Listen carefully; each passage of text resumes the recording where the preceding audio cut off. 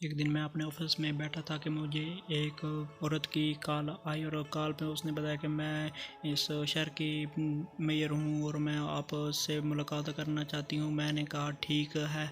तो 15 मिनट बाद एक गाड़ी में अपने स्टाफ के साथ वो मेयर मेरे ऑफिस में आ गई और उसके साथ उसका कुत्ता भी था।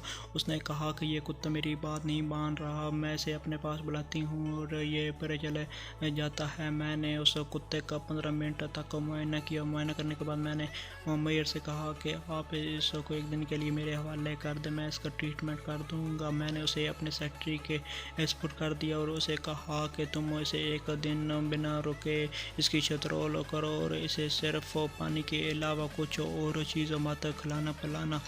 मेरे सेक्रेटरी ने 15 पूरे एक दिन उसकी छतरोल की और अगले दिन जब वो मैयर मेरे ऑफिस में आई तो वो कुत्ता फ़ौरन उस अपनी मैयर की गोद में जाके बैठ गया। जब मैयर ने यह देखा तो मैयर बहुत हैरान हो गए।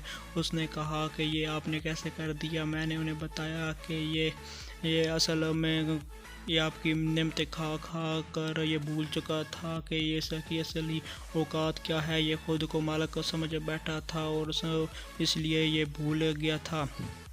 हमारी आज की वीडियो बनाने का मकसद ये है कि इंसान भी इसी तरह कुछ नाशुक्र हो जाता है, लेकिन अल्लाह जब उस पर अपना अज़ाब और आज़माइश नज़ल करता है तो फिर वो दोबारा अपने वापस आ जाता है और तौबा इस्तग़फ़ार कर लेता है। मैं उम्मीद करता हूँ कि आपको हमारी आज की ये वीडियो बहुत पसंद आई होगी। प्लीज़ मेरा यूट्यूब चैनल सब्सक्राइब और लाइक कर दें ताकि हमारे आने वाली तमाम वीडियोज़ आप इसी तरह लाइक और सब्सक्राइब कर सकें और देख सकें। शुक्रिया। मैं उम्मीद करता हूँ आपकी वीडियो बहुत